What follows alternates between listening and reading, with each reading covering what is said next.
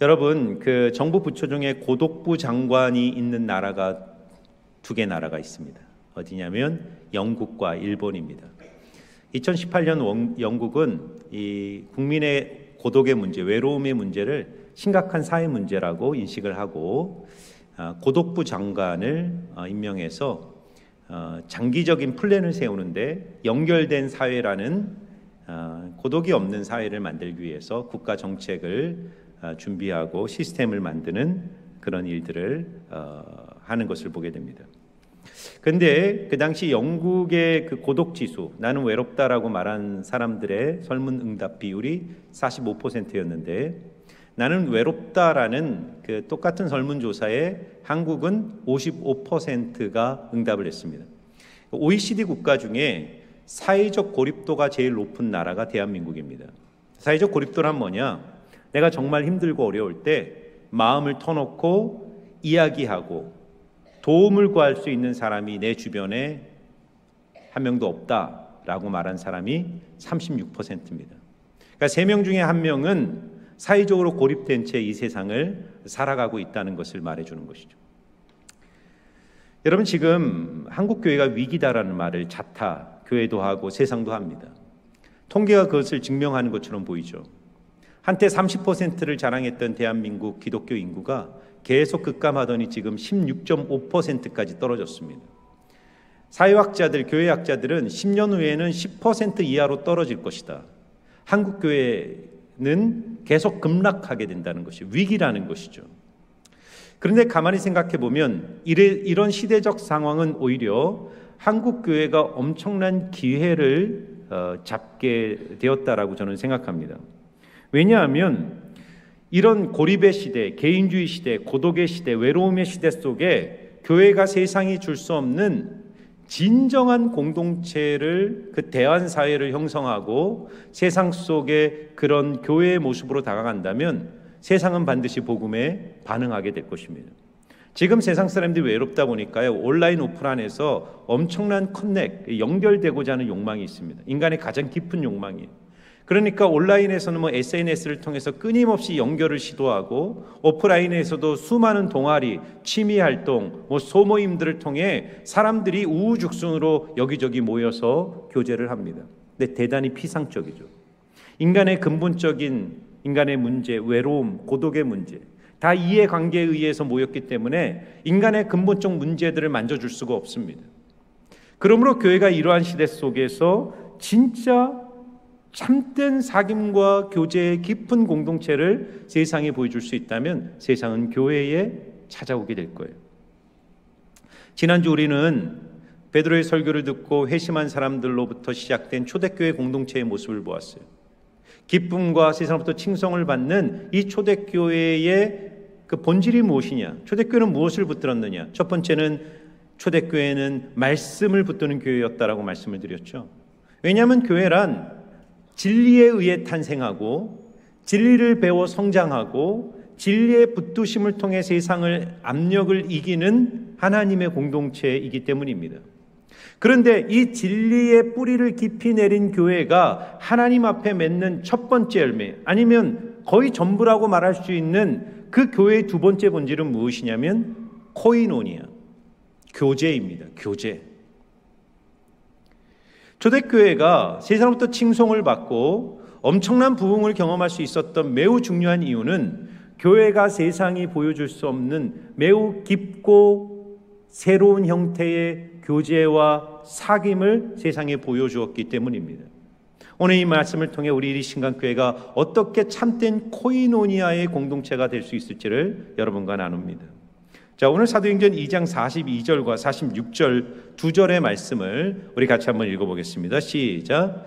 그들이 사도의 가르침을 받아 서로 교제하고 떡을 떼며 오로지 기도하기를 힘쓰니라.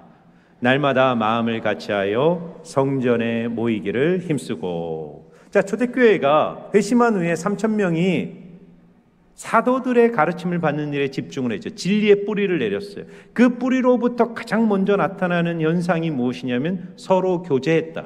근데 이 교제의 형태가 성전에서 모일 뿐만 아니라 날마다 집에서 떡을 떼며 기쁨과 순전한 마음으로 음식을 먹었다라고 말합니다. 여러분, 이들이 누구냐면 유대인들이에요. 뼛속 깊이 유대교에 젖어 있던 사람들이 베드로의 설교를 듣고 회개하고 예수 그리스도를 인생의 구주로 영접함으로써 초대교회가 형성된 겁니다. 그러니까 유대인들은요, 언제나 종교적 세팅 위에서만 모였던 사람들입니다. 예를 들면 성전 또는 회당에서 모였던 사람들이에요. 그런데 예수를 영접한 이들, 이 새로운 이 유대교와 대비되는 이 새로운 교회 공동체에서 나타나는 매우 독특한 특징은 그들이 성전에서도 모였지만 성전에서만 모인 것이 아니라 집이라는 매우 개인적이고 일상적인 삶의 공간 속에서 그들이 소그룹으로 모이기 시작했다는 것입니다. 왜 그렇습니까? 그들은 예수의 생명으로 맺어진 하늘 가족이라는 사실을 인식하기 시작했던 것입니다. 여러분, 우리가 이 교회라는 단어를 한자로 번역할 때 가르칠 교자를 썼습니다. 그리고 회는 모일 회자를 써서 교회란 가르침을 받는 모임이다, 이렇게 정의를 내린 것입니다. 번역을 한 거예요. 그러니까 지난주에 말씀드린 것처럼 예수의 생명을 가진 이 교회가 가장 먼저 한 것은 사도의 가르침을 받았다라고 했기 때문에 교회는 말씀을 듣고 가르침을 받는 곳이다 라는 의미로 가르칠 교자를 써서 교회라고 번역을 한 것입니다. 틀린 것은 아니지만 본질에서 약간 빗나간 부분이 있습니다. 왜냐하면 이 교회라는 헬라어 원어는 에클레시아입니다. 에클레시아는 밖으로 칼레오, 불렀다는 거예요. 그러니까 세상에 흩어져 있는 수많은 사람들 중에 하나님이 복음을 통해 성령을 통해 부르셔서 구별된 새로운 한 사회를 만든 거예요. 새로운 공동체. 그러니까 이 에클레시아라는 의미에는 가르침을 받는다는 의미보다 새로운 형태, 새로운 깊이의 교제와 사귐을 갖는 새로운 사회를 하나님이 만드셔서 교회라는 공동체를 만들어 내신 것입니다. 교회의 본질은 뭐가 있냐? 위로 하나님과의 사귐, 옆으로 함께 지체된 예수를 믿는 예수의 형제 자매들과의 사귐이 있는 새로운 형태의 사회를 주님은 교회라고 부르시는 것이죠. 그래서 교회의 본질은 뭐냐? 교제의 공동체라는 교제. 그런데 오늘 이 시대에 한국 교회가 이 교회의 교제를 매우 피상적으로 이해한다는 거예요. 교제가 뭐냐? 차나 다과를 한 잔 마시고 같이 점심때 밥 먹고 대화를 나누고 지나가면서 악수하고 눈인사하는 정도로 교제를 생각하는 것이죠. 혹은 어떤 분들은 예배 시간에 우리 교제 시간 가집시다. 제가 옆에 계신 분들 바라보면서 축복하면서 사랑합니다, 당신은 하나님의 자녀입니다 라고 인사하라 그러면 살짝 눈을 맞추고 마지못해서 이렇게 한마디 하는 정도의 수준의 교제를 생각하는 것이죠. 예전에 제가 간행교회에서 목회를 할 때 그때도 이런 예배 시간에 교제 시간이 있었는데 한 성도님이 저에게 와서 목사님, 우리 교회의 교제가 좀 더 깊고 풍성해져야 됩니다.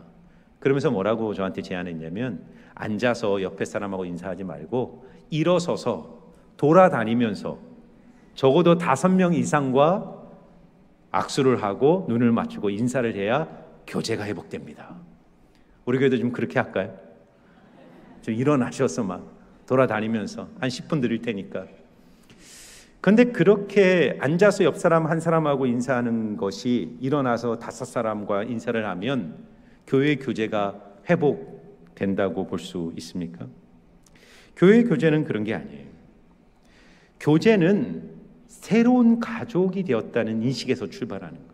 그러니까 초대교회가 보세요. 유대인들이 성전에서만 모였던 사람들이 예수를 믿고 그리스도와 연결되는 순간 내가 그리스도의 몸이라는 새로운 하늘 공동체에 속했다는 것을 인식하고 깨달으면서 교회에서만 모이지 않고 어떻게 한다고요?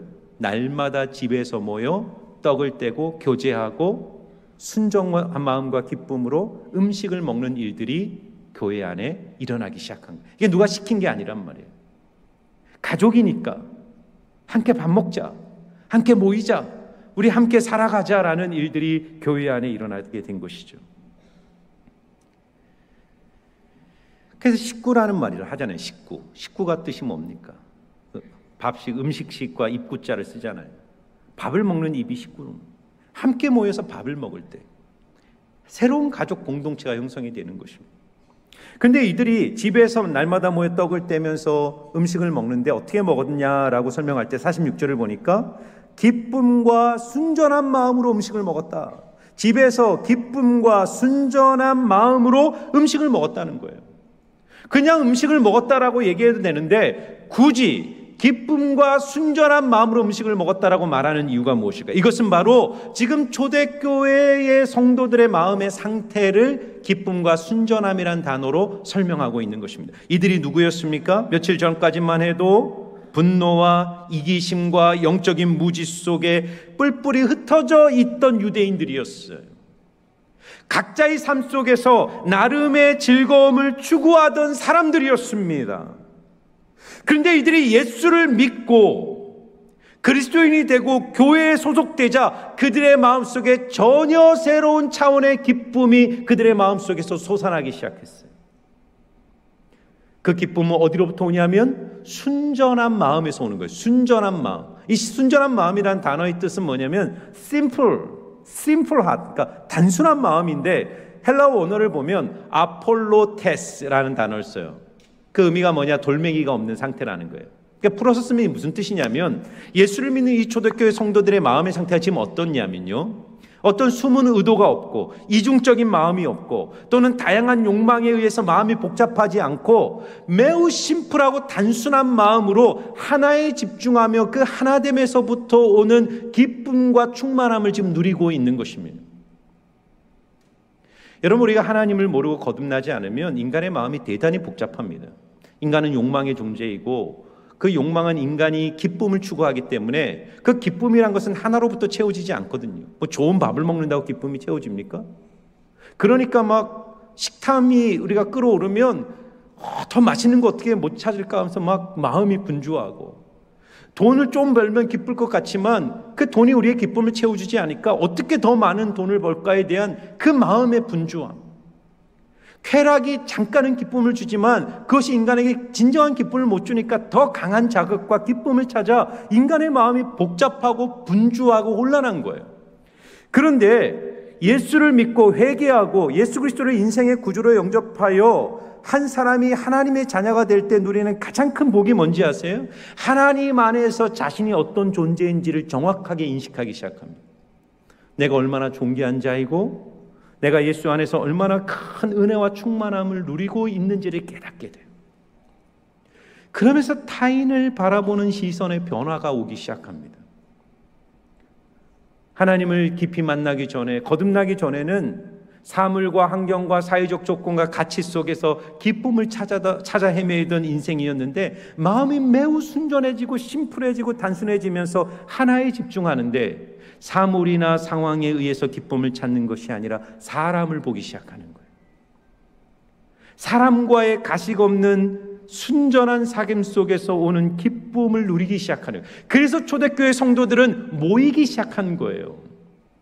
마치 자석이 서로를 끌어당기는 것처럼 예수의 생명을 가진 자들이 그 예수의 생명과 은혜를 나누기 위해서 성전과 집에서 함께 모여 순전한 교제를 나누기 시작했던 것입니다.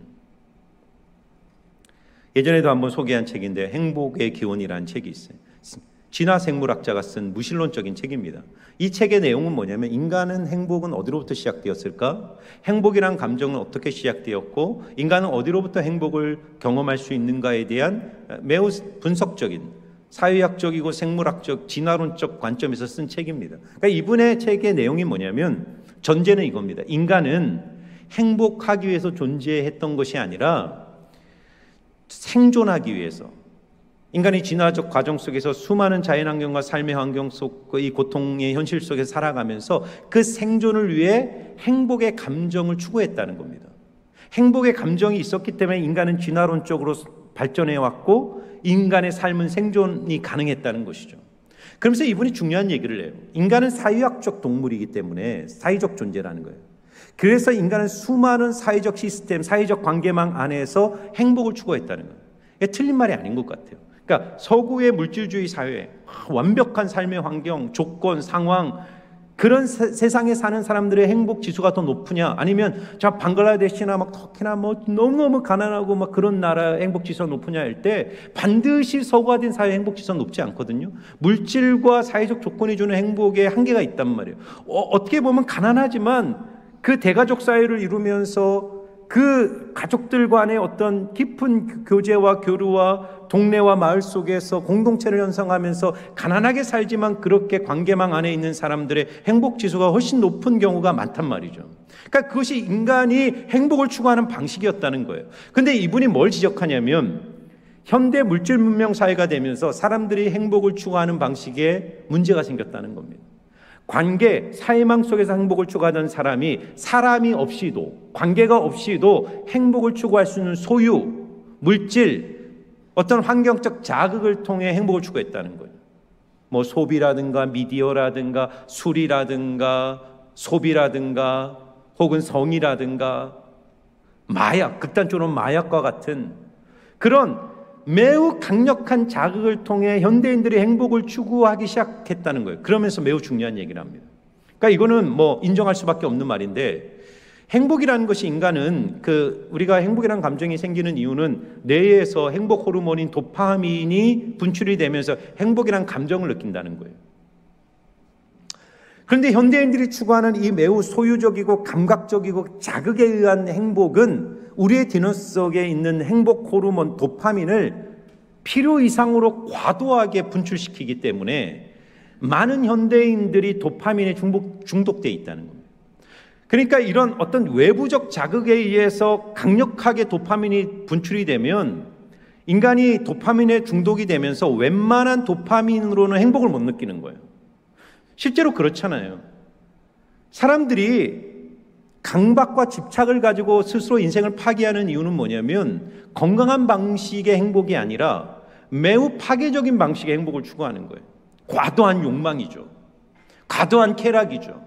과도한 소유, 소비, 이 미디어가 쏟아내는 수많은 자극적 영상, 이런 것들이 우리 안에 도파민을 쏟아내면서 더 강한 자극을 추구하면서 인간의 삶은 망가진다는 겁니다. 그래서 이분이 얘기하는 결론이 뭐냐면, 이분이 진화생물학자인데 매우 성경적 얘기를 해요.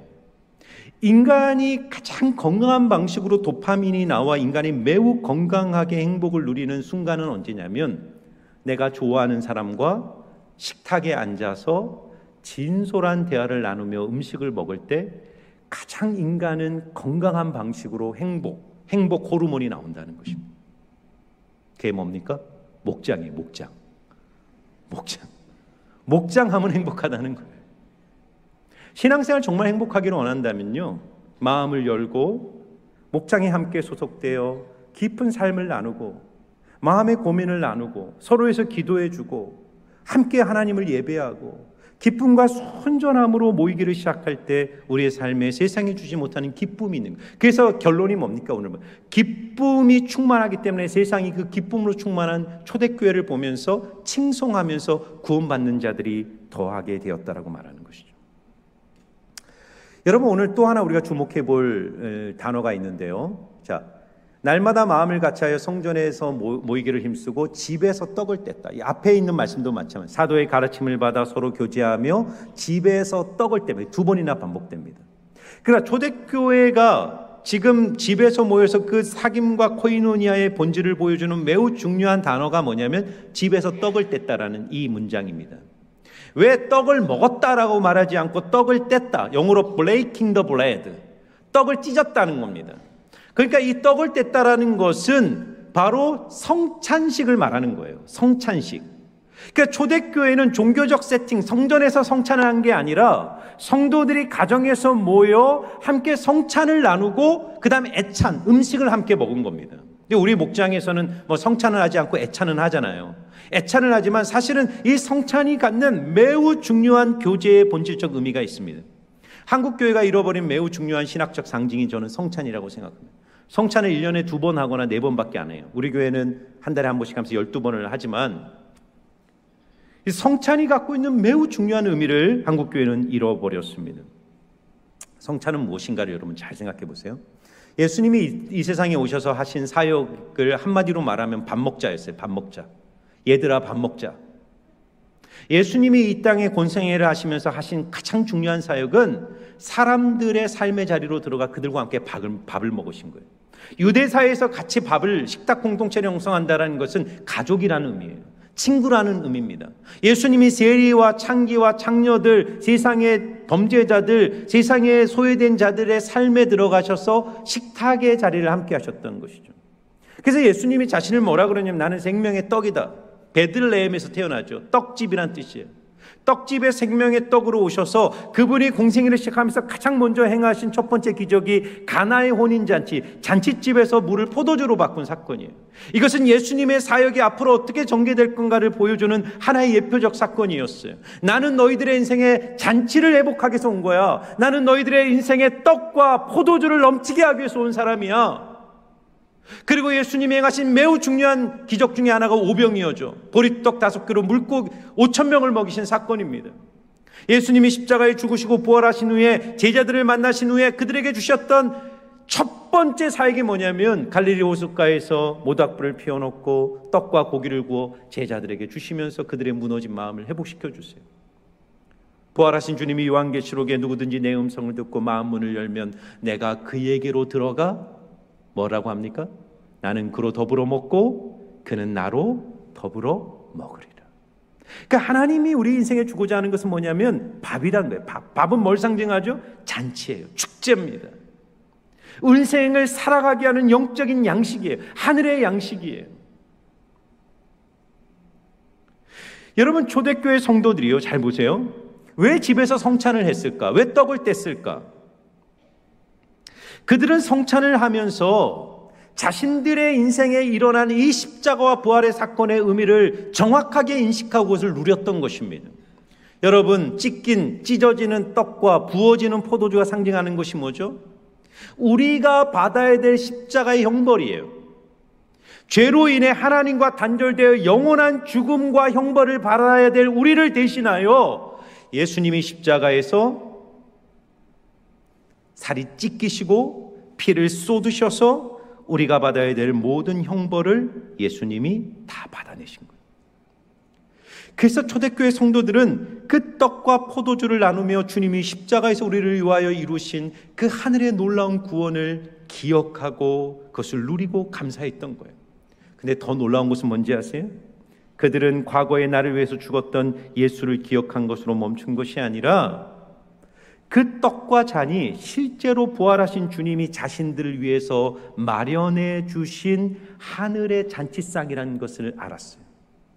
성찬은 과거에 죽은 예수를 기억하는 자리일 뿐만 아니라 오늘 이 성찬의 떡과 잔을 통해 찾아오셔서 부활하신 그분 자신을 자신에게 내어주시는 주님의 현존과 임재를 경험하는 하늘 잔치라는 것을 그들은 성찬을 통해 날마다 집에서 그것을 누리고 경험했던 것입니다. 제가 지난주 설교를 준비하면서 읽었던 책이 성찬, 배부름과 기쁨의 식사라는 책. 이 책은 성찬이 무엇인가, 한국교회가 지금 성찬에 대해서 갖고 있는 오해를 얘기하고 성찬의 본질이 무엇인가를 얘기하는데, 이분은 성찬은 잔치다, 식탁이라는 거예요. 그래서 영어로 성찬을 The Lord's Supper, 주님의 식탁, 주님의 만찬이라고 하는 거예요. 그러니까 여러분, 우리는 성찬에 대해서 어떤 오해가 있냐면 성찬을 약간 장례식 느낌으로 치러야지 은혜가 된다고 생각해요. 매우 우울한 음악에 또 매우 예수님이 막 찢기고 막 터지는 그 영상을 보면서 눈물 한 방울이 그냥 포도주에 탁 떨어지면서 같이 마셔야지, 이게 정말 성찬이다. 그런데 사실 여러분, 잔치에서 우는 사람은 없잖아요. 식탁에서 우는 사람은 없잖아요. 어떻게 보면 이것은 부활하신 주님이 오늘 이 자리에 임하셔서 우리에게 주시는, 세상이 줄 수 없는 하늘의 풍성한 양식을 나누어 주시는 자리기에 우리는 엄청난 기쁨과 감격으로 그 성찬에 참여하는 것입니다. 그리고 성찬을 먹으면서 무엇을 깨닫냐면, 우리가 주님과 연결되었을 뿐만 아니라 이 성찬에 주님의 피와 살을 함께 먹고 마시는 우리가 하나님 안에서 한 가족이 되었음을, 우리가 영적으로 하나 된 공동체라는 사실을 성찬을 통해서 경험하게 되는 것입니다. 그리고 바로 거기로부터 세상을 섬길 수 있는 진짜 힘이 흘러나오는 거예요. 여러분, 제가 지난 6월, 7월 달에 안양 세종학교에서 진행되었던 프레시 세미나, 프레시 컨퍼런스라는 데를 다녀왔어요. 이게 선교적 교회를 함께 나누는 세미나였는데, 한국의 매우 혁신적이고 창조적인 선교적 교회에 어떤 목사님들이 오셔서 사례를 발표하고 또 강의하고 그걸 서로 나누는 시간이었습니다. 그 중에 제 마음에 가장 도전이 되었던 한 교회가 있었어요. 홍대에서 개척한 뉴송 처치라는 교회, 이 지금 모습인데요. 이 뉴송 교회는요, 20대 30대가 대부분 젊은이들, 그리고 대부분이 회심을 통해, 믿지 않던 청년들이 회심을 통해 이 교회에 들어와서 예수님을 믿기 시작하면서 지금 뭐 수백 명, 거의 수천, 이제 1000명 가까이 모이는 큰 교회가 되었습니다.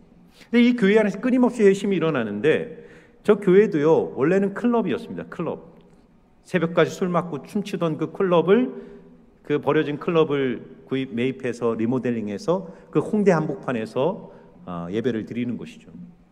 그런데 이 교회가 세상의 선교적으로 다양한 어프로치를 하는데, 그 중에 제일 인상적이었던 것이 뭐냐면, 이 교회는 소모임을 만드는 거예요. 소모임, 젊은이들이 중심으로. 그러니까 네이버 소모임이에요. 네이버 소모임. 그러니까 앞에도 말했지만 요즘 사람들이 다 커넥되고 싶은 그 욕망이 있다 보니까, 이 네이버에 저도 한 번도 보진 못했는데, 네이버에 보면 소모임을 누구든지 개설할 수 있대요. 그래서 취미와 은사나 재능이 있는 사람들이 뭐든 등산이든 또는 뭐 글짓기든 꽃꽂이든 뭐 달리기든 뭐든지, 문화, 체육, 막내에서 뭐든지 내가 가진 은사를 가지고 소모임을 개설을 하면 사람들이 거기에 참여를 해서 온라인과 오프라인에서 만나 그 취미를 같이 공유하면서 공동체를 이루는 것입니다. 그런데 이 뉴송교회는 뭘 했냐면, 그 교회에 있는 회심한 청년들, 예수를 믿는 청년들을 팀으로 묶어서 각자의 은사를 따라 소모임을 오픈한 거예요. 그래서 네이버에 소모임을 오픈하면 그 지역에 있는 청년들이, 믿지 않는 청년이 들어오면 거기서 이제 그 모임을 시작하는데, 거기서 어떻게 회심이 일어나냐면, 예수 믿으라는 얘기를 하는 게 아닙니다. 기독교인이란 티를 내는 게 아니에요. 이 모임을 주도하는 사람들이 크리스찬 청년들이지만, 그들이 놀라운 방식으로 사람들을 환대하고 그들 안에 있는 평안과 기쁨과 서로를 향한 섬김과 사랑을 그 소모임 속에서 사람들에게 보여주면서, 이 사람들이 갖고 있는 삶의 이유가 무엇인지 궁금증을 갖게 하는 것이죠. 그리고 때가 되었을 때 소모임을 통해 그리스도인의 신앙의 간직들이 흘러나오고, 그러면서 믿지 않는 사람들이 이 뉴송 처치로 연결되어 들어오는 일들이 일어나기 시작했다는 것입니다. 여러분, 우리가 정말 하나님 안에서 진정한 사귐을 누리고 예수 그리스도 안에서 내가 충만함을 입은 사람이라는 사실을 성찬과 복음을 통해 깨달으면, 그때부터 우리 안에 있는 은혜가 세상에 흘러가기 시작하는 것입니다. 여러분, 잘 보면요, 사람은 태어나면서 죽을 때까지 떡을 탐하는 인생이에요. 떡을 탐하는 인생. 떡으로 상징되는 사회적 가치, 떡으로 상징되는 세상적 소유를 통해 자기를 증명하고 행복을 추구하며 평생을 살아가는 인생이에요. 그래서 우리가 그런 말이 있죠. 남의 떡이 더 커 보인다. 남의 떡이 더 커 보인다는 것은, 인간 안에 있는 이 욕망이라는 것은요, 절대로 무엇인가를 소유해서 해결되는 문제가 아니라는 것을 반증하는 말입니다. 내가 가진 게 작기 때문에 상대방의 떡이 커 보이는 게 아니에요. 내가 훨씬 많은 걸 가졌어요. 훨씬 많은 걸 누리고 있어요. 그러나 사람은 그런 것들을 통해서 안 채워지니까, 돈을 통해, 세상적 가치를 통해, 물질을 통해 내 안에 충만하면 남의 떡이 왜 커 보입니까? 그게 내 자신의 충만함을 주지 못하니까 언제나 비교와 경쟁을 통해 다른 사람의 떡이 커 보이는 거예요. 그러니까 끊임없이 떡을 탐하는 인생으로 사는 것입니다. 떡을 빼앗고 탐하고 욕망하는 인생으로 살아가는 것입니다. 그런데 오늘 초대교회가 성전에서 모일 뿐만 아니라 집에서 성찬을 향하면서 그들이 깨닫는 것이 뭐냐면, 예수 그리스도, 생명의 떡이신 예수 안에서 내 존재가 완전히 충만해졌다는 사실을 경험하고 누리기 시작하는. 그러니까 어떤 일을 합니까? 떡을 탐하는 인생에서 자신이 떡이 되어 떡을 내어주는 인생으로 변화되기 시작하는. 그래서 여러분, 오늘 초대교회에 나타나는 혁명적 변화가 뭐냐면 사도행전 2장 44절과 45절입니다. 같이 한번 읽어볼까요? 시작. 믿는 사람이 다 함께 있어 모든 물건을 서로 통용하고 또 재산과 소유를 팔아 각 사람의 표를 따라 나눠주며. 여러분, 우리가 지금 코이노니아, 이 초대교회가 보여주고 있는 교제, 헬라어로 코이노니아라 그러는데, 이 코이노니아가 어디까지 지금 이게 확장되고 있는가를 보세요. 이 코이노니아라는 단어를 우리는 보통 친교, 친목 이 정도로 생각하는데, 사실은 친교, 친목이 아닙니다. 이게 공유와 참여라는 개념이 있어요. 왜냐하면 코이노니아 안에는 코이노스라는 단어에서 파생을 했는데, 이 코이노스는 공동의, 함께하는 이런 뜻입니다. 그러니까 여러분, 이 교제, 코이노니아로 뜻하는 이 교제는 그 본질에, 그 심장에 뭐가 있냐면 나눔이 있는 거예요. 나눔. 그러니까 나눔이 없는, 찢어서 예수님이 자신의 생명을 찢어, 떡을 찢어, 생명의 떡이신 자기를 찢어 자기를 우리에게 나눠주어 우리와 영적 교제를 회복하신 것처럼, 그렇게 예수의 생명을 받은 우리도 나를 찢어 나누는 일이 없이 교제는 없다는 것입니다. 그건 그냥 사회적 침묵이죠. 내 시간을, 내 물질을, 내 마음을, 내 열정을 나눔이 없이 교제한다? 그건 침묵이죠. 그냥 세상 사람들이 침묵인 거예요. 여러분, 초대교회가 참된 코이노니아를 나눴다는 핵심적인 증거는 뭐냐면 자신의 재산을 팔기 시작하는 거예요. 물건을 공유하기 시작하는 거예요. 믿는 사람이 다 함께 있으면서 물건을 서로 통용하고 재산과 소유를 팔아 결핍과 가난 속에 있는 사람들에게 자기의 것들을 나누는 일들이 이루어지기 시작하는 거예요. 여러분, 이거는 핵폭탄 같은 거예요. 초대교회 당시든 오늘 이 시대든 인간이 절대로 극복하지 못하는 본능 중에 하나는 소유욕입니다. 소유욕. 여러분 보세요. 인간이란 하나님을 잃어버린 순간 결핍된 존재로 살아가는 거예요. 죄는 하나님을 우리 인생에 몰아낸 거예요. 우리의 인생의 원천이고 풍요의 근원이신 하나님을 몰아내자 인간은 결핍을 느껴요. 결핍. 태어나면서부터 결핍을 느껴요. 그래서 인간이 태어나면서 어떻게 태어납니까? 두 손을 어떻게 하고 태어나요? 여러분 중에 태어나면서 손을 피고 태어나신 분 있나요? 난 다 주며 살 거야 하면서 다 손을 쥐고 태어나잖아요. 그리고 이 손을 언제 놓습니까? 죽을 때 손 꽉 쥐고 죽는 분 보셨어요? 죽을 때 손을 피는 거예요. 그러니까 인간은 욕망으로 태어나서 욕망으로 살다가 죽는 순간 욕망으로부터 노임을 받는 겁니다. 이게 인간의 삶이에요. 왜 그런지 아세요? 하나님이 없는 인간은 공허하거든요. 결핍의 존재거든요.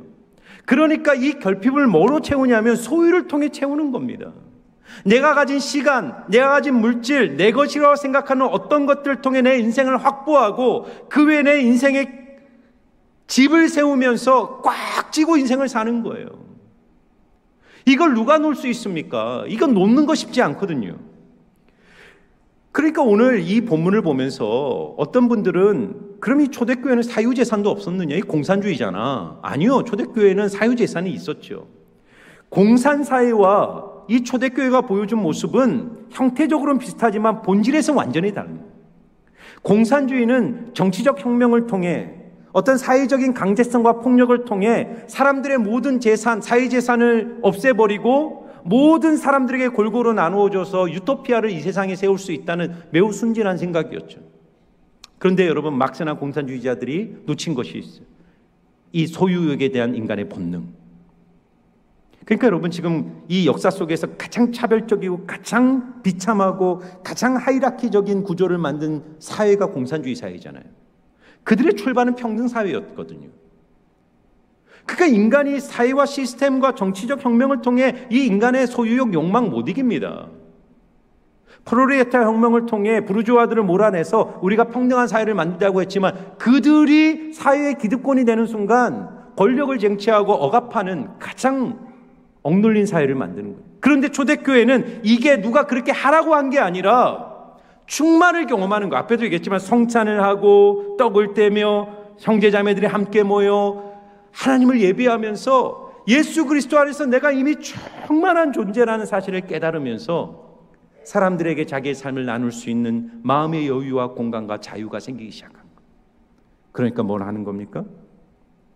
자신이 하나의 성례가 되어 타인에게 자기의 삶을 나누어 주는 생명의 떡으로 자기의 삶을 나누는 일들이 초대교회에 일어나기 시작했어요.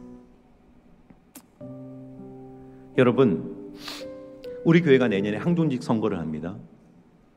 항존직 선거, 그러니까 교회에 안수집사, 권사, 장로를 세울 때 교회 리더들이거든요. 교회를 이끌어갈 영적 리더들을 세우는 거예요. 이 항존직을 세울 때 매우 중요하게 보는 첫 번째 기준은 뭐냐면 11조를 하느냐를 보는 겁니다. 11조를 왜 보냐면 교회 직분자가 헌금 정도는 해야지, 그래야지 교회 재정이 운영이 되고 교회가 재정도 확보되지, 이런 의미가 아닙니다.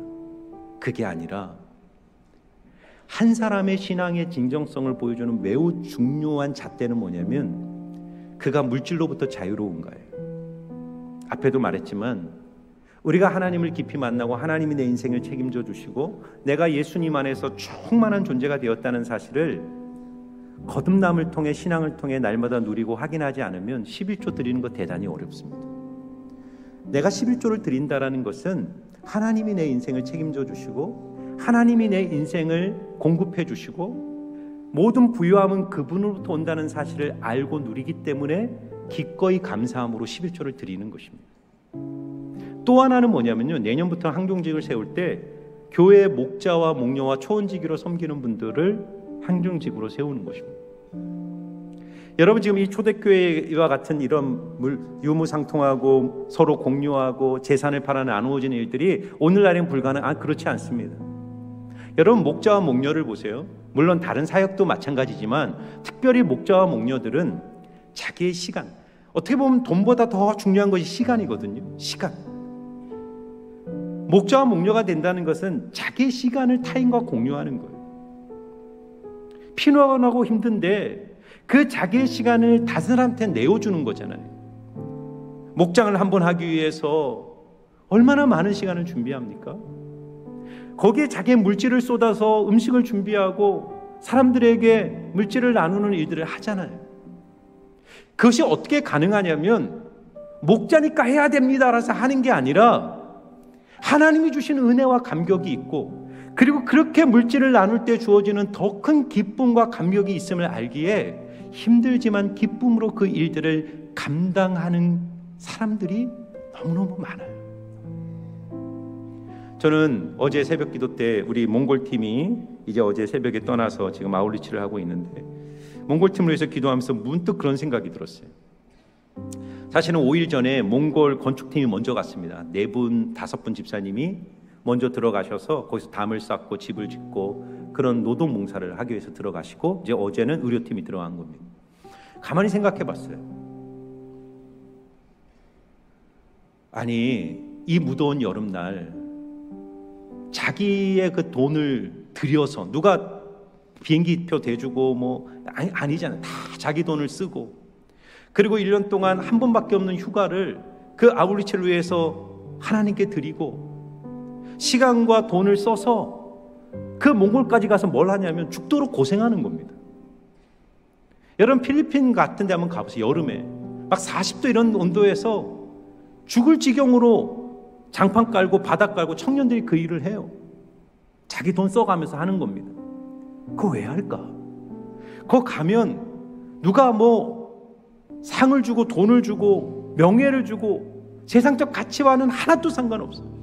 사람들이 보면 너무너무 어리석은 일이에요. 도대체 왜 저럴까? 그런데 여러분, 그때 제 마음에 문득 떠오른 생각이 있었어요. 편안함과 행복은 반비례한다는 거예요. 여러분, 사람은 행복을 편안함의 관점으로 생각해요. 사람들이 왜 돈을 벌려고 하죠? 더 편안한 집, 더 편안한 차, 더 편안한 여유 생활, 여가 활동을 즐기면서 그렇게 편안한 삶을 살 때 나는 행복하다라고 생각하는 거예요. 신앙도 왜 기쁨이 없냐면 편안하게 신앙생활을 하고 싶어 하는 거예요. 헌신이 없이, 희생이 없이, 나눔이 없이 그냥 편안하게 신앙생활하면 그게 좋은 신앙생활이라고 생각하는 거예요. 그런데 여러분, 편안함과 행복은 반비례입니다. 진짜 행복과 기쁨은 언제 오냐면 타인을 위해 내 인생을 찢기 시작하는 거예요. 시간을 찢고 물질을 찢고 내 인생의 에너지를 찢고 내 삶을 찢을 때 고통과 어려움이 있어요. 그런데 그 고통과 어려움과 비교되지 않는 하늘의 기쁨과 감격이 우리의 삶을 채우는 거예요. 할렐루야. 그렇기 때문에 헌신하는 자들의 인생에 기쁨이 있는 것입니다. 사랑하는 여러분, 우리 교회가 그런 코이노니아의 공동체로 회복되기를 주의 이름으로 축원합니다. 여러분, 시간을 드려야 돼요. 물질을 누군가를 위해서 써야 됩니다. 헌금하라는 얘기가 아니에요. 내 인생의 시간과 물질과 내 인생의 자원들을 나는 독점하려 하는가? 이 독점을 통해 나의 행복만을 생각하고 있는가? 그렇다면 내가 진짜 주님의 생명을 맛보았는가 스스로를 점검하셔야 돼요. 진짜 예수를 알고 예수로 충만해진 사람은 더 이상 세상의 시간, 물질, 가치에 집착하지 않습니다. 왜냐하면 이미 주님이 그 이상의 것으로 나를 충만히 채우심을 누리기 때문이에요. 그러면 물질과 시간은 누군가를 위해서 써야 될 하나님의 선한 도구라는 사실을 알게 됩니다. 사랑하는 성도 여러분, 목장 안에 힘써 모이시기를 주의 이름으로 축원합니다. 모이셔서 사랑하시고 서로를 섬기시고 서로에서 물질과 시간을 내어주고 그리고 믿지 않는 영혼들을 초대하여 그들을 눈물로 섬겨보세요. 신앙의 전환과 변화는요, 그런 섬김과 순종이 있는 자리 속에 이루어지는 것입니다. 우리 교회가 하나님 기뻐하시는 코이노니아 공동체가 되어 이 시대에 칭송을 받고 구원받는 사람들이 날마다 더해지는 놀라운 하나님의 교회로 쓰임받기를 주의 이름으로 축원합니다.